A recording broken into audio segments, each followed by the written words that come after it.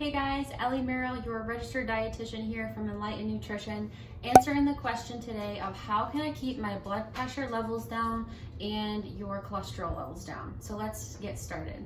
So the biggest thing with blood pressure is to think about salt and or sodium in your diet. Sodium is salt essentially. So the biggest thing is to avoid packaged processed foods as much as possible. Now, this can be really hard in our country and just the foods that we like to eat. So just being more aware and reading labels is so helpful.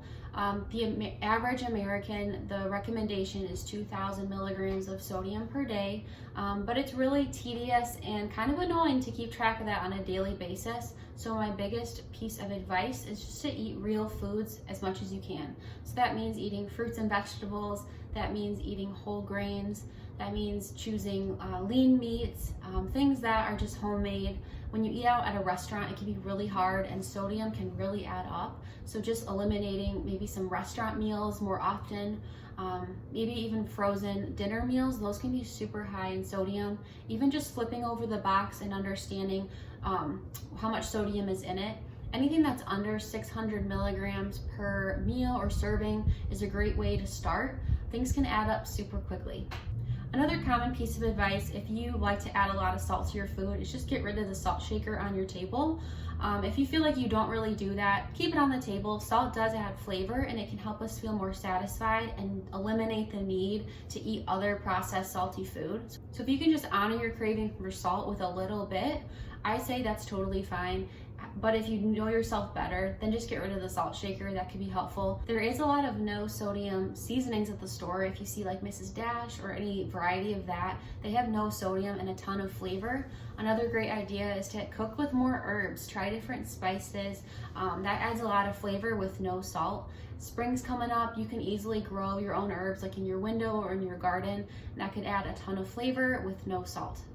So when it comes to keeping your cholesterol levels down in your body, many people think they need to avoid all foods with cholesterol, where truth is that we do need to eat some cholesterol. It's in our food for a reason. The reason that our cholesterol levels get high is because we might be eating too much saturated fat and not enough fiber. So don't feel like you need to avoid cholesterol foods. Many people will associate this with eggs and the egg yolk. Eggs are super great. The yolk has omega-3s and vitamin D. So to eliminate the yolk all the time would not be a great choice from a health perspective because it might be hard to get enough vitamin D when the sun's not out on a daily basis, or just getting healthy fats in your diet. Eggs are so great. So don't feel like you have to only eat the egg whites. When it comes to keeping those levels down in your blood though, let's talk about saturated fat and fiber. So when it comes to saturated fat, sources are going to be anything that's solid at room temperature. So I always think about butter. I always think about a fatty edge on a steak that's solid at room temperature. Any other fatty piece of meat, even high-fat dairy can have some saturated fat. That's not to say that you shouldn't have those in your diet, but just keep it in moderation because those can add up and not be good for our cholesterol levels.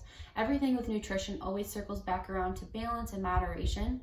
So what are some healthy sources of fat you can have instead? Anything like nuts, avocado, olive oil, even a piece of fatty fish are really great for those unsaturated fat sources in your diet. All right, my favorite topic is fiber. Fiber sounds super boring and like we don't need to eat more of it, but the truth is that fiber is so important for our health and our gut health. Talking about our gut health leads to this whole other topic that I would love to talk in another video about, and that's our microbiome and everything that our gut health impacts in other areas of our health. But back to this topic, let's just say that fiber is so important and it's great for our gut health, but it also is important for the reason we're here today, and that's helping us lower those cholesterol levels. So when we eat fiber in our diet, I'm sure that we've heard of this and like Cheerios commercials and things like that, but having a source of fiber in your diet can help your body get rid of extra cholesterol that you don't need. So we'll just keep it simple at that, and to know that increasing fiber can really help with lowering cholesterol. So what are some fiber sources you can add to your diet? Fruits and vegetables should be your friend. Any variety or any type is going to have great fiber, both soluble and insoluble. We do need both sources of fiber to get the full effect and the health benefits. If we just have soluble fiber, we might not get things moving like we want. So we do want those insoluble sources, and that's where fruits and vegetables come in. If you only stick with a fiber supplement like Benefiber, that's only going to have the soluble source, and we want both kinds. We want the insoluble as well. Other great sources of fiber is going to be any whole grain bread or tortilla wrap, maybe oatmeal, a high fiber pasta or brown rice. Avocados are really high in fiber, and there's always chia seeds, which are great, and flaxseed. Don't forget that the goal for women is 25 grams of fiber per day, and for men it's 38 grams. I'll bet you if you kept track for a couple days, you'll find that your intake is definitely not at goal. I don't recommend you increase it all the way to the daily goal for either men or women right away. That's definitely something you want to gradually work up to, because your body might not be used to it and it could be bad news bears.